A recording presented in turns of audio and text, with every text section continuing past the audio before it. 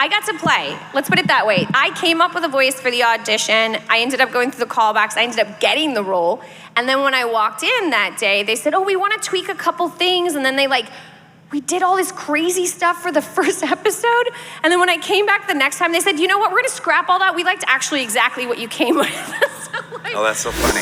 All right, well, welcoming back up to the stage is a very seasoned actor who's done work in, there we go. Theater, film, voice work, video games, multiple Resident Evil voices, Guilty Gear Tactics, Ogre, and of course, Genshin Impact. It gives me great pleasure to welcome to the stage Nicole Tompkins, everyone. Nice. Hello. And this is very cool for us. Welcoming back to the stage for his second time here, second appearance at TooManyGames. We had the pleasure of interviewing him about 3 years ago, his first time here at TooManyGames. Welcome back to the stage, a man who has over 600 credits on IMDb. 600? 600. Crazy. I can't even count to that. That's insane. Tons of major video game franchises, including Overwatch, Sonic the Hedgehog, Street Fighter, and of course Genshin Impact, along with a lot of anime franchises, Teenage Mutant Ninja Turtles, My Hero Academia. Oh my gosh, you guys, Sailor Moon, One Punch Man, all these other ones, and of course Genshin Impact. Let's welcome back to the stage the one and only, the man, the myth, the legend, Mr. Keith Silverstein. Woo!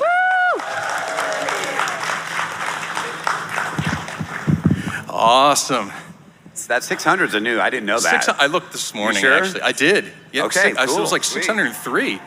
When's the nice. last time you Googled yourself, Keith? I think it's for time. numbers? It's time. I guess I should. You gotta give yourself a new Goog. 600 seems like a lot, for sure. They They probably counted the same thing twice. Who knows? How you guys doing? Happy Sunday. You guys were very mellow. It's chill. Maybe we should all be like It's a chill. relaxed Sunday. We're on a Sunday picnic. Yeah, we can you all be know? chill, right? Just Nice be cup of tea. Everyone's voice is tired if you've been here all 3 days, so we can talk to each other like gently. Inside the Yes. voice actors panel. Yes, welcome What to is the... your Do favorite like a curse real mellow, word? like a Welcome mellow to- podcast? I What's mean, that? Like a mellow podcast. Is this working? Like a mellow podcast, real chill? There you go. Hey, everybody. Yeah. I got to get Hi. right up on it, huh? welcome. Hi. I feel like Hey. Genshin's a really relaxing game in some ways, though. It's really pretty and lovely, so we're in the mood. First question right out of the bat, for those who do not know. What voices do you do in Genshin Impact? How many characters do you do? What are their names? Because there's a few, correct?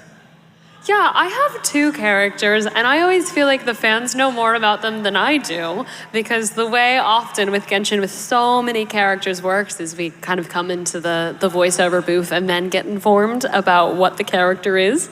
So I play Agafia, which is one of the Mirror Maidens that came out in the summer expansion, and oh my god, is that Stephanie Panisello? I believe it is. I believe it is. Is one late to something? How very awkward. Hello, Stephanie.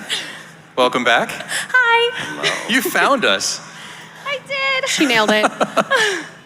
Hi, everyone. So that's it. I play Agafia, and then I also played a princess on a stage in a stage show in the summer expansion, which is just a fun little tidbit, side bit, where like if you go and watch the show, she's like one of the actors on the stage. So I have very small roles in Genshin, but I think it's a really beautiful universe. But there are no small roles. Isn't that the first thing? small minds? Is that, yeah. What's the saying? Nice. How about you, Keith? Yeah, I voice Zhongli in Genshin Impact. Ow, ow. CEO of Geo, Rex Lapis. It's all the same guy. I'm not naming multiple people. Geo Daddy. Geo Daddy. Some would call Zaddy. I accept all those terms. They're all okay. There's one I don't. I won't mention that one. You know what it is. Don't say it. And then you might find me as a few other characters, but I like to keep those as Easter eggs. If you know, you know. Yeah, you know, right? They know. Everyone, I'm Stephanie Panisello, and I voiced the NPC you loved to hate in the beginning, which was Cloud Retainer, until you slowly started to realize she also could cook, she also could create things, she was also quite funny and sassy and lovable, and then we got her playable, and she is now Shenyun, and she's also absolutely beautiful and unapologetically, unintentionally hilarious. So. All right, now I gotta ask, Which of the characters throughout the course of your career do you personally feel the most kinship with, or you believe is the most like you? This can be Genshin Impact, or it can be elsewhere. It's funny. I mean, the ones that probably feel the most like me are the throwaway, like kind of quick, like wall-like characters, like Soldier Number 2 or Boy in Red Shirt. Because generally, sometimes when you're doing those, you don't. They have one line, so you'll just go, "Oh yeah, sure, it's me. Hey, what's going on? How's it going? Done. Cool. Great." So those would be, because all the other characters I feel there are lots of differences. But if I had to choose one, it's a game one. I might say Torbjorn from Overwatch. Oh, nice. He's got Torbjorn, ready to work. Come get your armor. Something about him. He's positive. I feel like I'm positive. He's a family man. That's a big part of my life. Also, he's also got this other thing where his inventions, some of his better intentions early in life didn't work out so well, and he's moved on in life to better and fix that, and has improved on himself and fixed all of that mess. And that feels like part of my history too. So I think Torbjorn I would go with. Thankfully, not some of the serial killers that I've voiced. Hopefully, yeah. Yeah. See, that was a litmus test. You just didn't realize, Right. but you did. I'm like pass. Johann Lieber Good. from Monster. That is, we are exactly the same. Him and Hisoka, we're the same. Nice. We're not.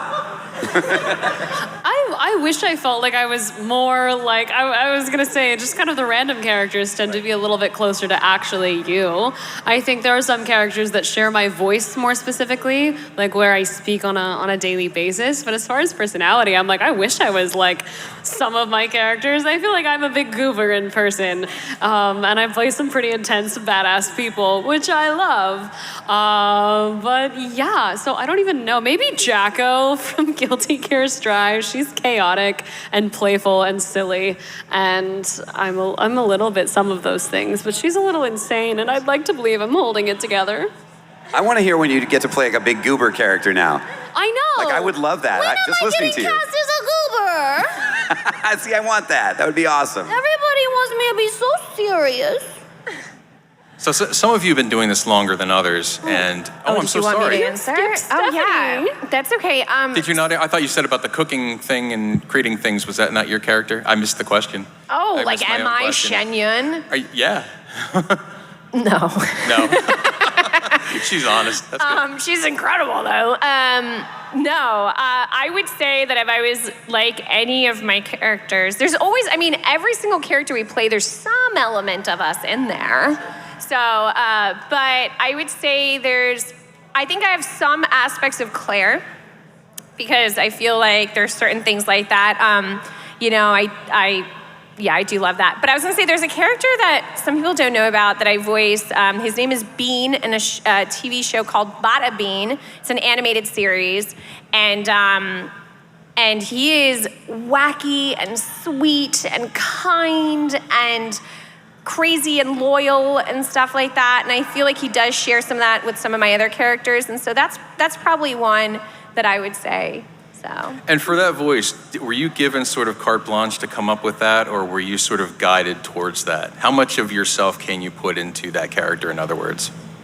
So, Bean kind of sounds like this. So, I'm not really sure if we'd say that he really sounds like me or what part of it was me, but, yeah, I guess so. Yeah, I mean, I don't know, like, I got to play. Let's put it that way. I came up with a voice for the audition. I ended up going through the callbacks. I ended up getting the role. And then when I walked in that day, they said, oh, we want to tweak a couple things. And then we did all this crazy stuff for the first episode.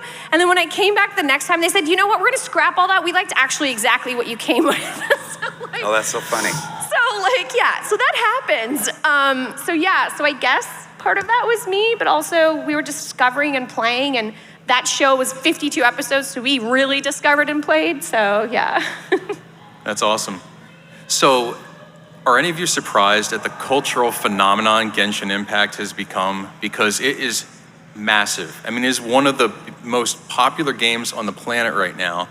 I don't think, even as an avid gamer, I love playing the game. I was surprised at how popular it got. So do you share that? Is it something that you sit there and go, yeah, we knew all along? Or is it something like, hey, when I started with this, I had no idea it was going to blow up as big as it did? I think this is a great question for Stephanie, who streams and has been playing Genshin actively, because I've played a few minutes of the intro through a friend once. But when I kind of joined the series for my little moment, I already knew it was huge. I already knew people were crazy about it, and from what I had enjoyed of the game kind of through my friend playing, I just knew it was super beautiful art, and the music was really lovely, and that it was gonna grow and grow and grow because of how many characters and storylines that it has interwoven in it. I mean, to be fair, Keith, you may have started right before me, though, character-wise. I think Zhongli game wasn't appears. out.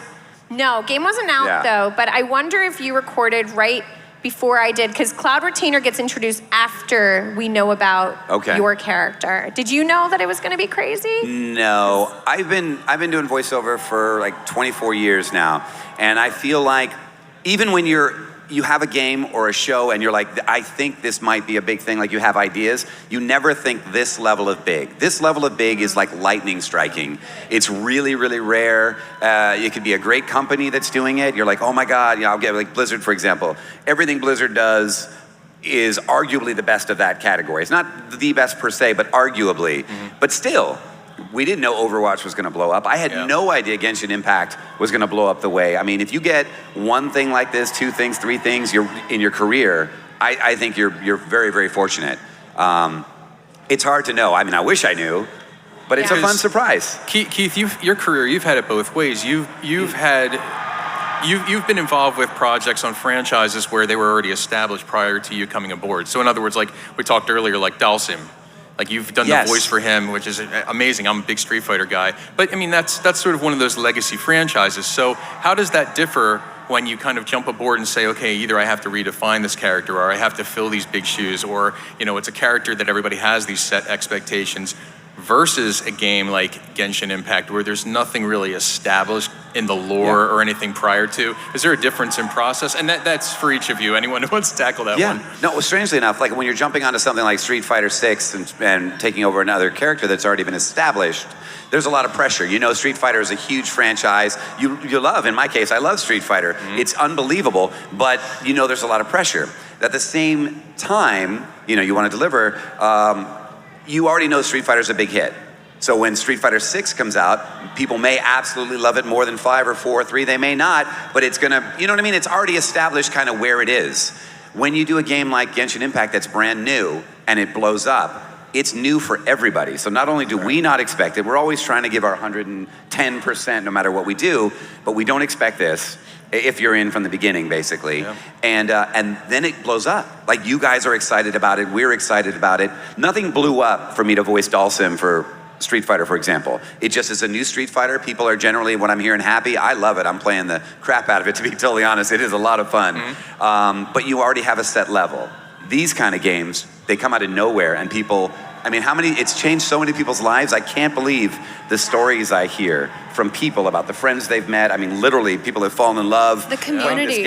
I think the communities that get built around games, especially when they're new ones, because if we come with Street Fighters, the Resident Evils, there's an established community, and more people get to join, add, and shape how that community kind of performs and interacts with the new iterations of the game. But especially when a new game comes out, an entirely new genre and community of people come together. Built it. Yeah, I was gonna say, one of the reasons I think that Genshin impacted so well as well. Yeah. Pun intended. Yeah. She said the word. Yeah, is that it came at a very pivotal moment in all our lives that affected everyone, and that was during COVID. And that was when everyone was in lockdown. And that was when we needed so badly to see sunlight. We needed so badly to be out in nature. We needed so badly to interact with one another. And we were able to do it through a game that took that very seriously and was like, you know what? We want to create this beautiful environment with music that makes you feel. We want to be with storylines where you're communicating with all kinds of people. I mean, you got a whole lot of story in the game, And the really cool thing about it is that even now, I came into the game later on, so I'm only like AR 30 in the game. But what's really cool about it is that even I have a week where I'm stuck in the booth all week long, and I'm like, I just want to go outside. I haven't talked to a human. And I get to stream this, and I get to be in this beautiful world. And I get to feel like I went for a stroll, and I get to feel like I'm flying in the clouds over these beautiful waterways. And I think that's what kind of really made it special. And I have friends who knew me, like, they were like, oh, it's so wonderful, you're Claire Redfield. But I'm gonna tell you that they didn't call me the way they did when I found out that I was Shen Yun, okay? They freaked out over that one. They were like, this kept us like happy and in a good place throughout all of this. So that's the one that actually got them more excited, oddly enough, than anything else. So That's awesome.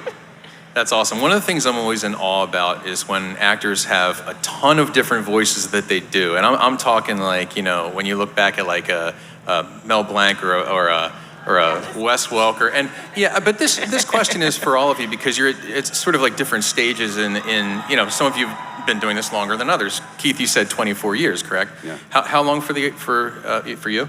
Not quite that many years. Not 24. Okay, I'm not trying to like date you or anything, but it's just like how. It's a great way to date us, like, really quick. Like, how long would you say you've been doing this professionally? Since like 2013. Okay. So that's great. All right. So my question parlays into probably when you like look 12, 15 years. Okay. Yeah. So also respectable. So long enough that you've produced a lot of different types of voices and deliveries and things like this.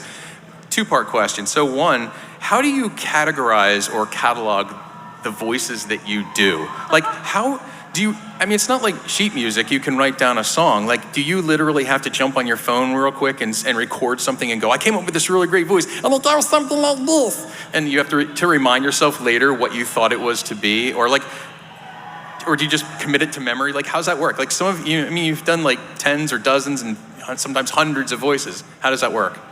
I do that. I will record on my phone sometimes, just because it's quick. It's right there. We have it with us everywhere. So if I find you have to be a little bit crazy to do this, just so you know. So if I'm by myself and I'm just kind of doing a voice, or if I'm looking over a script or something and I get an idea, but I don't have time to commit to that right now, I will turn this on real quickly and I will talk shortly, read a little bit, just something short, so they have that in there. And I can go back to my phone and listen to stuff later and be like, okay, cool, oh, I hate that, or I like that, or there's something in that I like. I don't like the entirety of it, but what is the thing that is drawing me towards it that I like? I feel like I generate most of my like different voices when I'm in the auditioning process or in the booth when you have material in front of you, if there's artwork, the kinds of things that they say, and that's often when I will play the most. So I'll have several takes of a character sometimes and I'll be like, nah, it's not it yet. It's the finding the voice process. And when you book a job, there's always a 15-20 minute period of finding the voice at the beginning of a first session for a new job as well, because what you came in and auditioned with, they actually may want to adjust. They may be like, actually, we want to do this or we want to go there, but there was enough of the essence of the character that's what we committed to.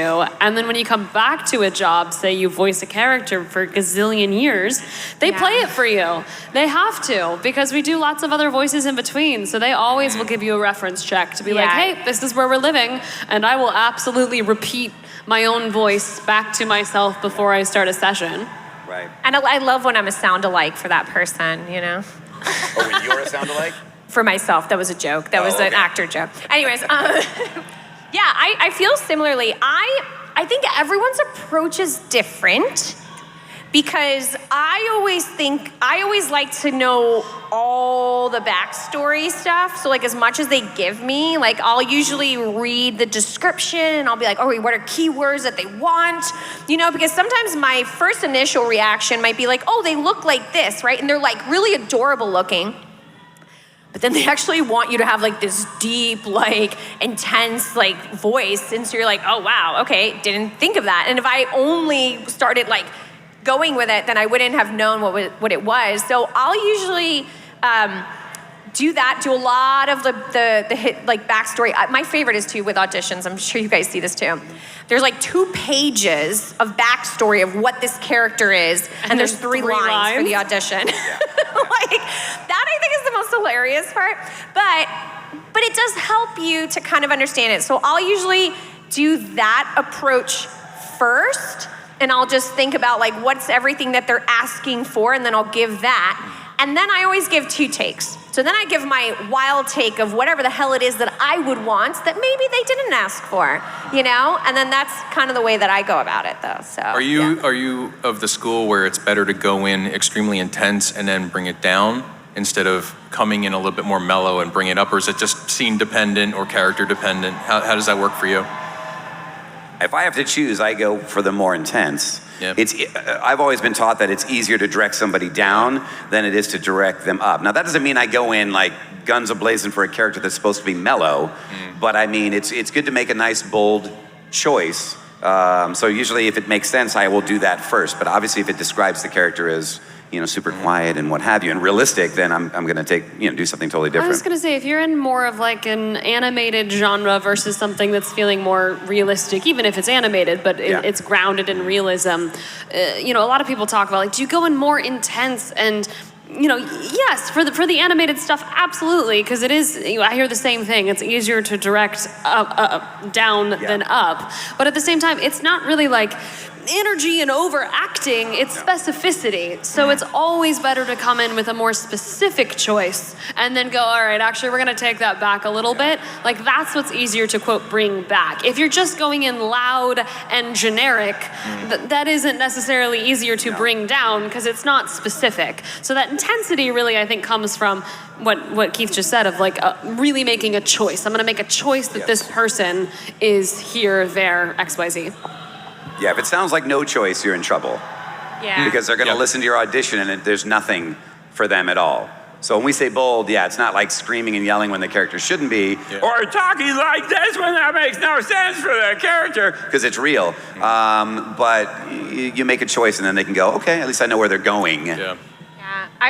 I think it's funny too because like sometimes I will, like again with the two versions, I think is the 2 takes makes a difference for what I send, because sometimes I'll even do a third, because sometimes my intensity, like when they're like, she's angry, I'm like, do you know that I'm Colombian, Spanish? Like, angry to you means one thing, and then my angry will really mean another thing. So sometimes it'll be like in levels. You'll be like, level 1 is kind of like mid-range. Level 2 is just kind of more subdued. Level 3 is like, and then they'll be like, you're right. Yeah, you're right. That was angry. We maybe not as angry, but we know we can get there now. I just really loved your delivery of level 1, level 2, level 3. Yeah. That's achievement unlocked. That's awesome.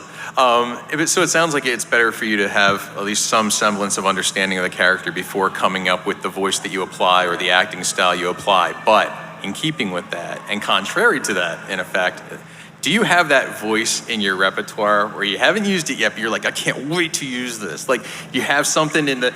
She does. Okay, so she just showed her cards. Is there like that one thing where you're like, as soon as I find the right character, this is the voice I want to do? Like, you already have it teed up. That's funny. When I was first getting started, I had a bunch of voices, like just characters that were kind of in my repertoire. I don't do that as much. I mean, I guess I have them now because I have them from all the stuff I've done too, but I don't think in the same way. But when I first started, there was a lot of, I've got this guy, this guy, this guy, and I've got, there's 50 characters or there's whatever, right, that I would jump between. And one of the ones that I really liked was I would do this, it's a little bit of a nasal thing. And I had this voice, which I'd gotten from an old Cross Superstars show called Dr. Shrinker. And so I had this thing, and I never got to use it. And I was like, I just want to use it. I just want to do it. I don't know why.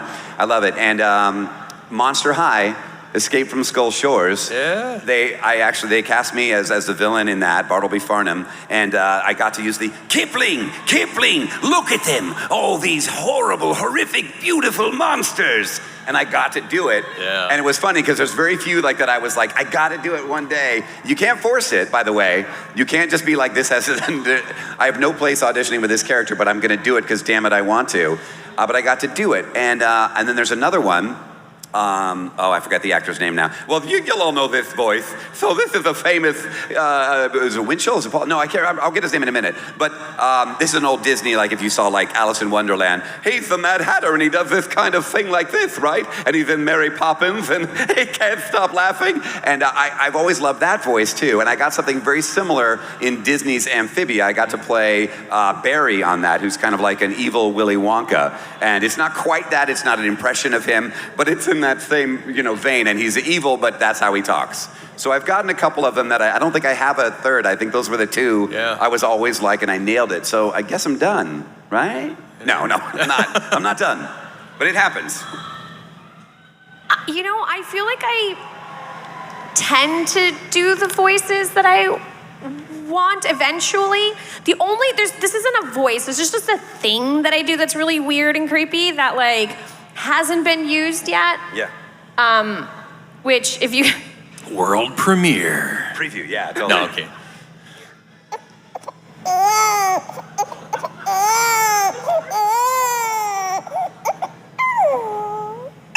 There you go. But I've never been able to use it at work yet. You will. You will. It'll totally come up. It hasn't happened yet. But it will. But I kind of really want to because it's weird. But it'll look fine like with somebody else doing it, not me doing it as a human. No, you'll definitely I love do it. it. No, it's so good. I think the sound effects in general, like vocal sound effects, are so wildly impressive. They're never not cool. That was so cool. Like somebody just called like Child Protective Services. Now we're gonna get raided. Oh, geez. I used to do it when I worked as a hostess long time ago at this hotel in Miami Beach. I used to do it when like we were between shifts, and I would do it to mess with the waiters so they thought a child was left behind. I'm evil. Anyways. I definitely have like voices that I've played with. There's lots of like little people that I really would love to use. and I've like used them for some animated things. They've definitely popped out, but there's all sorts of different versions of like cute critters and creatures, and I think they evolve based on the character. So then I'll throw out, really for me, I'm working down my accent list of accents I actually get hired for versus ones that I think I can do. Right. And so like the joy of continuing to get better and better until you're like, ha, I finally booked the accented XYZ, and I've never done that before. So I think one of the ones on my list, I hope no one hears actually. I'd love to do an Irish at some point in something, because I've worked on it a bunch in like play material, but nothing vocally recorded. So it's happening for you. At some point, I'd really like that. That's awesome. It seems that Genshin Impact in particular is a very dialogue-heavy game. How many pages of how many pages of I've been dialogue? waiting for that sneeze. I'm sorry. I've been waiting for that sneeze Hey, we're for like hours. post-COVID. I don't care anymore. We're good. How many pages of dialogue do you think you estimate you yourself have produced over your course of doing Genshin Impact? I don't. Whoa. I'm just laughing. No. Please, Keith, what do you think? How many pages do you think you've done? Honestly, I have no idea, because when we started doing the game is when the majority of Zhongli's dialogue was done, and then we had the Age Ha portion of it, and that was the other big part. Now the rest of it, I very frequently have sessions where there's a new Lantern Rite festival or something's happening, and I get to do something like come in and go, interesting. Nice. Is that it? All right, thanks guys, appreciate it. Thank you so much. We love a short session. Yeah, I have a love-hate relationship with them. It is a very cool thing to be like, you just need me for like 1 or 2 lines, great. But also, many of us, we're actors, and we love to sink our teeth into the characters and some kind of storyline and what's going on. So when you get 5 or 6 of those, in a row after a while, you're like, what am I doing? Why don't you want me more? Do you want me to voice anything else? Do you want some like ad libs? Walla. Interesting. No, okay. Interesting. No, just let me do something. So it's hard to say, because I really get 1 line sometimes, and I get 3 lines and 4 lines. I don't remember how many it was in the beginning, but he does talk a lot. Yeah. He does. And then there were also lots of phrases like Leo, that you have to say correctly. Right. So there were like And then you get a line that has 4 or 5 places and names of characters that are all hard to say in the same. So you do those a few times. Yeah. to get them right. I feel like you and I are similar. So for those of you guys that know Cloud Retainer and then know Shenyun, holy moly. First off, she introduces everybody. So she tells you every backstory. So you have to say every name correct, every location correctly. And then one sentence or one cue is a paragraph this long, you know? So, and it's so funny because even her thought process, she'll be explaining all the things and then she'll just go on a tangent and go that way. And you're like, oh my gosh, I better get this right. And then I go on a tangent and go that way.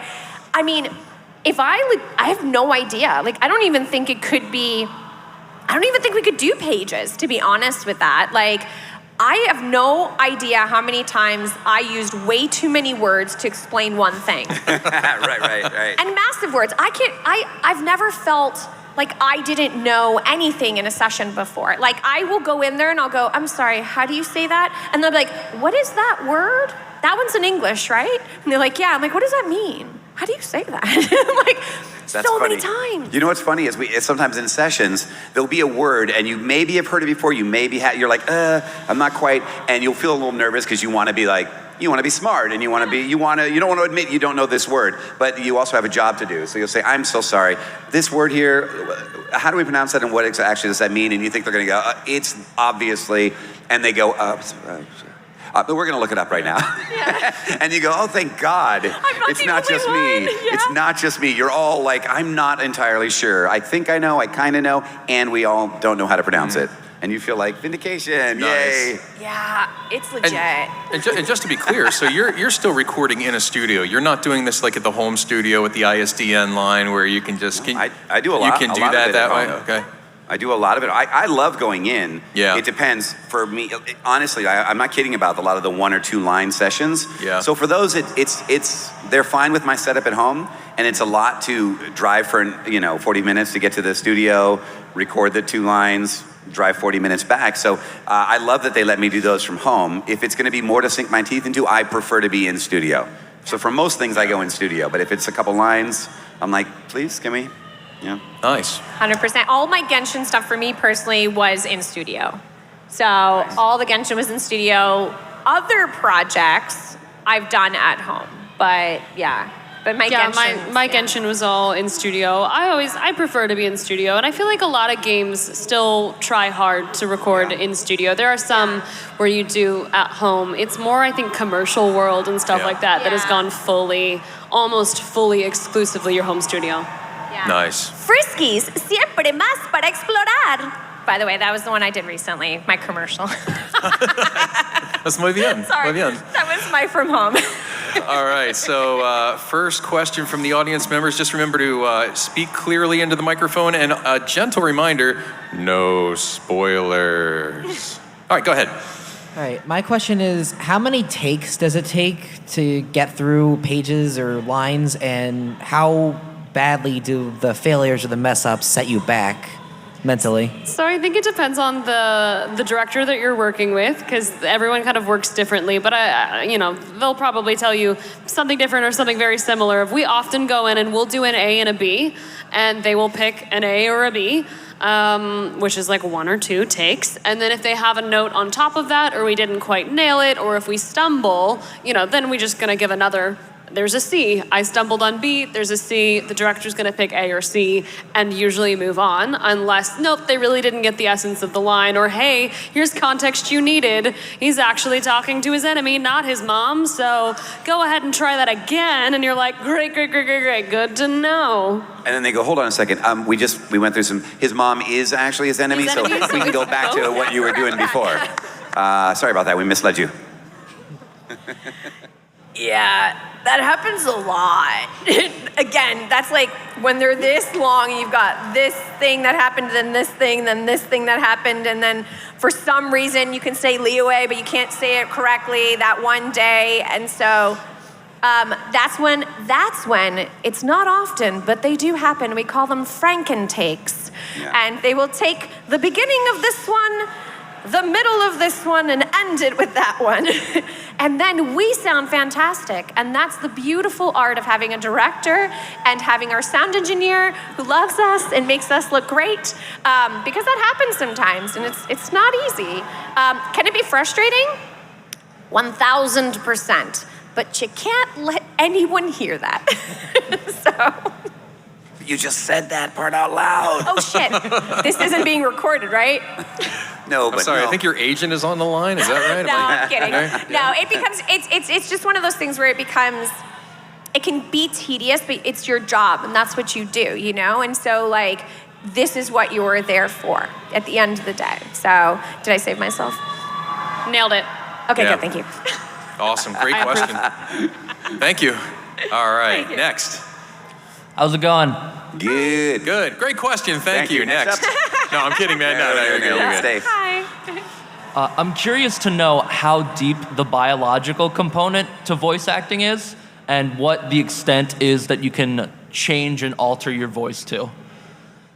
Biology definitely plays a role in the sounds that you can make. We are never going to be competing, probably not, for yeah. a role. Yeah. It's just probably not going to happen, I though. can just admire what you do because it's going to be like, I cannot do that. That and is very vice cool. versa. Very cool. So biology definitely plays a role in what you're going to vocally achieve, but I also think it's something that can be practiced. It's still a craft, and also everything that we're using is still muscles, and those Yeah. can be trained and toned and stretched and improved in the same way that people go like, oh, I don't sing. I was like, yeah, but you've never been taught to sing either. You're right. And does it help if you have a natural inclination towards pitch? Yes, it's a harder thing to teach. But you also can expand and strengthen and learn new things about your voice and your biology. That was a great answer. I like that. Thanks for the question. I was gonna say one other thing with that too. Some actors have a whole career with just their voice. They're known for their voice. That's their signature voice, right? Then there are other actors that have a range and are usually like a lot of utility play, right? They're able to play in all different stuff. So there is no restriction. You might just be very good at yours. And it's all about, remember, it's not just a voice, it's the character behind it. It's what the essence that you're putting in there. So that doesn't have to be the reason why. Just because you can't go from here to here to here to here to here does not mean you can't have a career in it. So. Yeah. A good example is, do you know who Gilbert Gottfried was? Yes. Okay, so Gilbert Gottfried had a signature sound. You knew it was him. I don't believe he did a lot of voiceover where he was a totally different sounding voice. If I'm wrong, I apologize. But he got a lot of voiceover work with that voice. That was what he did. That's all he needed to do. So could he have done more? Maybe. In any sort of the Resident Evil world, in games and that sort of stuff, those shifts between characters are subtle because we are operating essentially in something cinematic and film-like, and think about film actors, like how often they play a bazillion different characters and you still love them for their voice. You may have subtle shifts in accents, accents pitch, would be the thing. a tone, maybe even a pace, but all of those things can change the feeling and the essence of a character. Yeah. Thank you. Thank you. Hi. Good question, by the way. Thank you. Go ahead. I hope everyone's having a great convention. I'm from Hawaii, so that means I had the honor to see Keith back in March in KawaiiCon, which is our local anime convention. And so, fun enough, I think you're actually wearing the same hat. It's possible. Yeah. I have a lot of hats, though, but you never know. So I was wondering, Keith, just based off of your experience in Hawaii, what would you recommend your fellow voice actors to do or try in Hawaii? And if anybody else has been to Hawaii, I'm not quite sure, you can... I'm sorry, I'm missing the that. What would I recommend to... your other voice actors, what should they try or do in Hawaii just based on your experience? The ones from Hawaii, voice actors in Hawaii.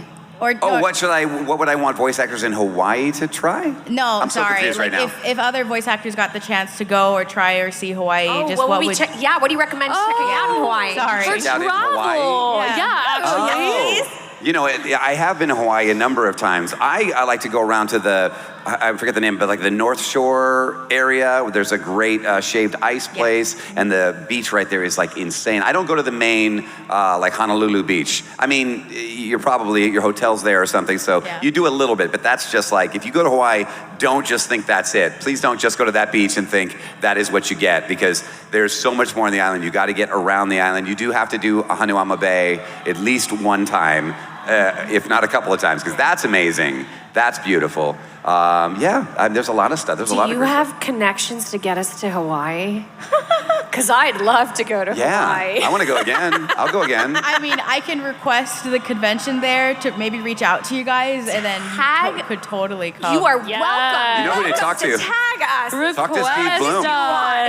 We are available. Talk to Steve Bloom about that. He knows all the places in Hawaii. He lives in Hawaii. Damn it, Steve. Okay, I got a conversation to have with him in a bit. I haven't been to the Big Island, Hawaii yet. I have not. One of these days I'm going to go and hopefully visit Steve and Mary Elizabeth. That'd be great. Okay, thank you. It's on my list. Road trip. Thank you. By the way, again. North Shore, Kauai, excellent surf. All right, great question. Next. Hi. Hello. So one thing I'm Closer to the microphone, please. Go It's very so hard to hear close. you. There you go. I'm kind of tall, so Or adjust it, either way. Yeah. the one thing I'm curious about, Genshin is very unique. Where at 1.0 came out in like 2020. Ever since then, every patch and event has had new story stuff and character development for all these different characters, like Cloud Retainer and Zhongli. Whereas if you say Claire, for example, in Resident Evil, she'll have different roles in, say, movies and games. There'll be a different story with that character.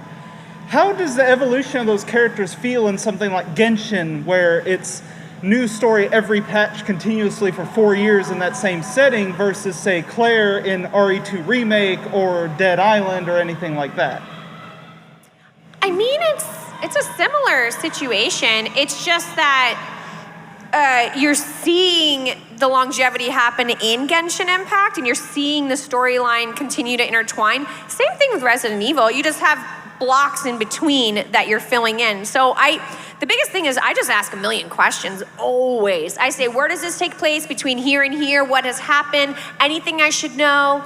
So I think the biggest thing is just asking a whole lot of questions. With Genshin, it's wonderful because it's just such a treat, and you get to like understand it, but I still asked a million questions, and I was like, now that Shen Yun is playable, like what's going on there? Like what am I doing there? Why is she all of a sudden? You know what I mean? What have I done? What's made this transition occur? So I still ask a million questions. It's beautiful either way. It's on me as my job to make sure that I ask those questions so that I don't come in playing Claire as the young 19-year-old who cusses away like crazy still when she's an, more put together woman who's been through this, you know what I mean? Same thing with Cloud Retainer. She's got a whole change where she's guarded and cold and hard in the beginning, and you slowly get little teeny tiny bits of her, which is different from Claire, which Claire is just like in your face from the beginning and then slowly becomes more reserved. So it's on me to just ask questions. What do you guys think? Yeah, I think that's a great answer. I think so it was much. a great answer. Not much to add. Like Zhongli in Genshin Impact has only changed so much. When you do first meet him, he does treat you a little bit more like a stranger. And I remember we did that on purpose. And he becomes a little more acquainted and friendly with you as time goes on. Now, I recorded it that way. I have only played like 7 hours into the game. I've never even met Zhongli game-wise. So I haven't had the chance to experience it other than the recording sessions of it, if that makes sense. Okay. Yeah. So unless they tell me something's changed with him and I come in for my 2 lines or whatever it happens to be, I assume he's where he was when we left off last. But asking questions is the best. But they'll also tell you too. But it is good if you've got extra, because sometimes they give you this and you go, is there more? I feel like there might be something else. You're like, this is a jump. Anything else? All right, awesome. Awesome, very good. Thank Thank you. you. All right, next up. All right, hello. Hello. So I've got a bit of a question, kind of almost following up on that, except this is more kind of like the kind of behind the scenes angle of just like, how would you say is working on like a live service project different from just kind of a project where you're coming in, recording for a game, and that might just be the end of it, at least for that specific entry? Like, is it kind of like having to almost be on call, kind of for like, maybe they come up with content and then it's coming back, or? It's the best thing. You're talking about games that continue to add content? Yeah, kind of like how... It's the greatest gift to the voice actor since the invention of video games. I mean, no, to be true, if I'm working on a Sonic the Hedgehog game or something, it might be 3 years, 4 years, 5 years till I come back in again. And hopefully they still want me and I get to reprise my role, right? But whenever you're doing one of these games, Elder Scrolls Online, Genshin Impact, even some of these fighter games, Overwatch 2, new characters come in, you need new lines to respond to them. It's fantastic because you would wait till 2 or 3 or the 4 or whatever came out next before you can, and there are still plenty of games like that. Yeah. But when you get a game and a game means we did everything, but we're gonna call you back once every 2 months. And then you have 20 games that are doing that. That's great work that you can, count on, plus all of your new games and new work that is coming in. So it's really great for the voice actor. Gotcha. Okay. Yeah, it was basically just that, just figuring out kind of how that kind of fits almost into your schedule and just whether kind of picking projects and such. We're excited. We don't see. This is the thing. People talk about picking projects, and let me know if it's different for you two. But for me, unless I'm offended by unless there's something that I'm like, oh, this is offensive, I won't do this. If I can audition, I audition, and I book it, I'm gonna do it. Gotcha. Obviously, we all have a few exceptions. This is too like adult or whatever. I'm not going to do that. Or this is a political ad. I don't want to do whatever we have. But generally, I'm not in a position to go. No, thank you. No, bring me this. I wish I were. That's kind of cool. No, I just didn't know if live service made that more picky potentially because I don't know if there's like almost a cap for how much you can possibly commit yourself and kind of spread yourself when it comes to those because they tend to work with you scheduling wise because if they cast you for the character and they know they're going to randomly call you 8 months later but they didn't prepare you for that, they're going to work and see what's your schedule, what do you like. We also have home booths now, so if you're suddenly not available, they pretty well are going to work hard to get what they need. Do you have another, I'm gonna say actor or voice actor who really inspired you, who you draw inspiration from? Doesn't necessarily have to be your favorite, but just somebody. There are so many people that have inspired me, and I said this on the Resident Evil panel. I think one of my very favorite parts of this job, especially if we ever get the opportunity to performance capture or record together or anything like that, is working with people that make me want to rise to the occasion and working with people that I'm like, wow, okay, got it. That's next level. I'm gonna level up right now just by having experienced this person's passion or energy or process. So, naming names is hard. There's so many talented people in this world and so many people that have personally, inspired me. That's awesome. It's terrible. Yeah, I've always had a hard time picking someone because the truth is like when I do go into a session and I get to work with other people, other actors and watch them work, I am always blown away. Everybody brings something different. I cannot overstate that. You could be new. It could be your first gig, and there could be something about your energy, something about the way you're approaching your character that I can go, oh, yeah, I love that. I haven't done that, or that's something I haven't thought of. Because people make different choices in characters and in the way they read their dialogue and in the way they work. How do they move? Do they stand different for different characters? And I may not take on those things. I may have my own way, or I might borrow some of here and there. But it's exciting to see because everybody's so good. So it's always been weird. I feel like there's so many great people. Like if I start naming them, it's like, what's the point? Because I'm leaving out a lot so of many people. Others. I know, because you have the difference between like people that I've worked with directly and then also people that I haven't worked with, but I've since experienced their work and been like, oh my gosh. For me,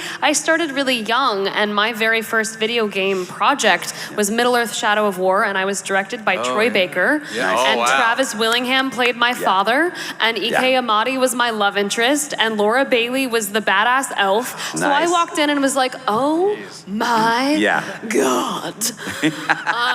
Just with stars in my eyes, with people that were incredibly passionate and excellent at their craft. So there's some names I can chuck out, but that's one project and one experience, and it just multiplies from there. Yep. Those are some good names. That's awesome. A good group, absolutely, 100%. Yeah, go ahead, man.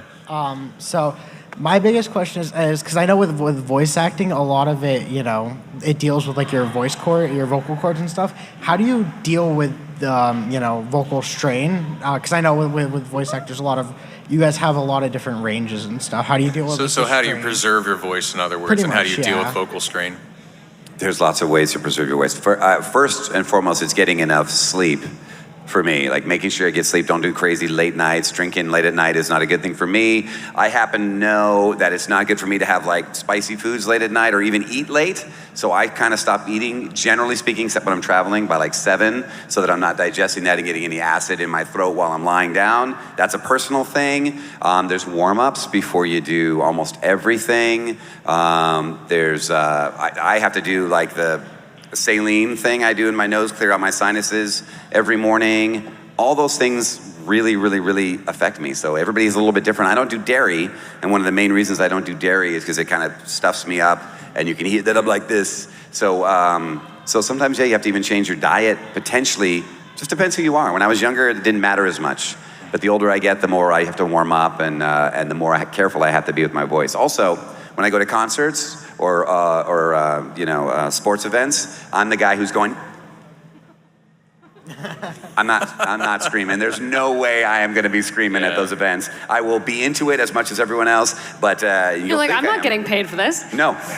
And it drives me crazy when people yell. You go to a rap show and somebody say ho, and you're just like, yeah, that's me. Okay. Yeah. You don't know when it's in a group. I don't do it by myself. You can't hear me. The spotlight hits It's not like just me. Would that be hilarious? Everybody steps back, spotlight hits me. The other one that's a deep consideration is like when this is your job too, you have to take precautions. You sometimes have to be like, for example, yesterday was a really long day for us. My voice is incredibly tired today. I'm just quieter, and after this, I'm gonna be silent because Monday morning I've got more things to do, and Tuesday I've got to lay down auditions and lay down auditions. So we then just take steps to rest well, warm-ups, all those things. Care. If you're doing like crazy creature noises and that's a session like that, regular Lay's potato chips have an oil to them. Like you chew those, not between every take, let's say, and obviously you have to pace it because it's noisy, so you can't just do it all the time. But I learned that in a Walla group. Some people were suggesting, it was suggested originally by someone who was performing on Broadway and then doing weekly zombie noises. And it was like, how do you do both of those things? And that was like this. Also Starburst. This is for like not like to soothe later, but like during and in between. So you think it's because it makes you produce saliva too, that we're sort of naturally generated? For the Starburst, yes, and it's the oils that are in Lay's apparently. There we go. Oh, he's got the bird. Bird up. Bird up. Bird up, son. So I just have a question. Do you guys prefer to voice act solo, or do you like to do it more sometimes with other people? Do you want to go first? Sure, yeah. I have a lot of my games, and Genshin is not this way, but have been full performance capture as well, and I've got to do all the motion capture. And that's honestly probably one of the most fulfilling things you can do, because it's such a marriage between film and theater, and all of these things are things that as voice actors, we're actors. We've studied. We're studied actors, and so the joy of getting to work off the chemistry of other people, it's unparalleled. And I think that, I won't speak for my friend here, it parallels, though, in just booth work as well. If you get the chance to record with other people, I think it's an amazing way to feel collaboratively creative. It is not that common, I have found. No. Once you're in the booth, you're usually doing sessions by yourself. I think some animated comedy shows and things like that will still sort of operate with the old school table read and then group record, but it's really less regular these days. I think it's always more enjoyable and more fun. I mean, always, but to record in a group. I mean, that chemistry bouncing off each other, there's nothing like it. But there is something to say about, although I would choose group, I agree with you, there is something cool about isolating and just focusing on your character and your moment, depending on what it is. If it's comedy, Definitely. I would rather have the bounce off. Comedy's a Oh my pain, God, yeah. I want that bounce off. But, if it's a dramatic monologue or something, it's just you, that's what your scene is. Sometimes being in a small booth and like you can forget the entire world. You can turn the lights off completely. It doesn't matter. You're in front of the mic, and sometimes that helps you really get into a zone. So there's pluses to both. But I agree, group. If I get a Efficiency choice. and focus for being by yourself, Yeah. I do agree, is really nice. And also, if it's a challenging character, in some ways it takes the pressure off, because That's true, you're too. just if you're working with someone you trust, you've got your director, your sound engineer, and if you screw up, there's no one else in the room being like, okay, take C, take D, are we done? You know. Yeah. Awesome. Very good question. Thank Okay, you very real much. quick, last question, please. Last question, then we're going to wrap up. Hi. Very nice to meet you, Nicole. And hello, Steve. Hey, Hi. Keith. I wanted to ask, you go to, like, obviously many cons. Is there, like, a group, like, you, like, have set of people and, like, voice actors and everything? Like, what I'm sorry, I missed you. Is there what? You've been to many cons. Is there? Is there, like groups of voice actors that you've been, like, in your shows / video games that you had really good interactions with when you first met them? Are there people that we have really good interactions with? It's like a reunion a lot of times going to these cons. I get to meet new people. Like, Nicole, we don't know each other that well. We've met a few times. We don't. We've met a couple of times, but even sometimes I'll check in and be like, Keith, like, hey, like, do you remember me? Because you're kind of like iconic and amazing. So I don't know. You're very kind, and I do remember you very, very much. But it's like a reunion, and we get to know each other a little more as we do panels together and things like that. And then there's people we've had the chance to work with. Like, Steve came up to me, and I didn't even know he was up there. He came up while I was signing, and he gave me a back massage. That was great. And I was like, hey, and it's nice. I don't get to see him as often. But we've worked together plenty of times. And it's always good to run into people that we share games in common or shows in common and stuff. And some are really close friends. And it's a fun way to connect. We definitely befriend and meet people too. Sometimes you'll work on a game with someone and you'll have never met before. Right. That happens. A lot. And so, it happens a lot. All the time. So then you get to get in person and be like, oh my God, you were so good. I'm a huge fan. They're like, oh my God, you were so good. You were a huge fan. We like to nerd out too and appreciate each other as fellow creatives and artists. And we've said this many times, I'm sure, on many panels. There's a lot of really great people in the voiceover world, and it's expanding. But has notoriously been very small in many ways. And so we all get to know each other, I think. And for the most part, I've just met amazing professionals that inspire me. It's awesome. Great question. Thank you both so again. much. Once again, give it up for Stephanie. Give it up one more time for the incomparable Nicole Tompkins. And the man, the myth, the legend, Mr. Keith Silverstein, one more time. I'm Brian, civic-minded Lessig with Pass the Controller. On behalf of Too Many Games, we thank you guys once again. Take care. Thank you.